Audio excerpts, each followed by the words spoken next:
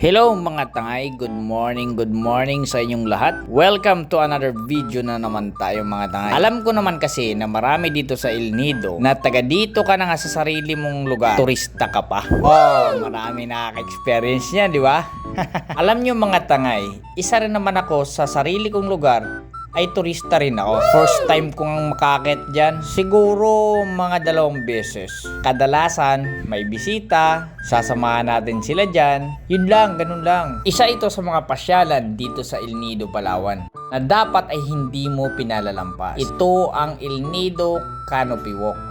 O, katulad ng kumakaway na yan. Isa yan sa mga bisita natin dito. Gusto nila makita ang kagandahan ng El Nido. Sino ba naman ang hindi magugustuhan ng El Nido? Kung ang taga-ibang lugar nga pumupunta dito para lang makita yan, ikaw pa kaya? Isa ang El Nido sa pinakakilalang lugar sa buong mundo.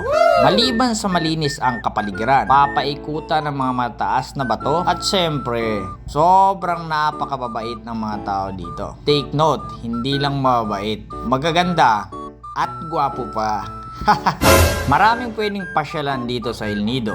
Hindi lang sa mainland, kasama na dito ang mga island. Pero dahil sa Canopy Walk tayo, dito lang iikot ang kwento natin. O, tapos na tayo sa picture taking na makikita ang baba at kagandahan ng bayan ng El Nido. Next na tayo dito sa tinatawag na Spider Wave. May thrill talaga kapag umakyat ka dito. Siyempre, una, dapat malakas ang tuhod mo. Pangalawa, dapat wala kang heightophobia. At pangatlo, at importante sa lahat, wala kang rayuma.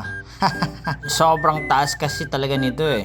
At makikita mo talaga ang kagandahan ng buong El Nido. Sorry, bayan lang pala ng El Nido. Yun lang kasing abot ng paningin natin eh. So mga tangay, patapos na pala yung video natin. Kung may oras ka, wag mong sasayangin kapag nakarating ka sa El Nido. Pasyalan mo ito yung Canopy Walk. Wag mong palalampasin. Dahil sa Canopy Walk, naabot natin ang mga mataas na pangarap natin. Oh, paano mga tangay? Pasyal na tayo sa El Nido. Amblig, God bless!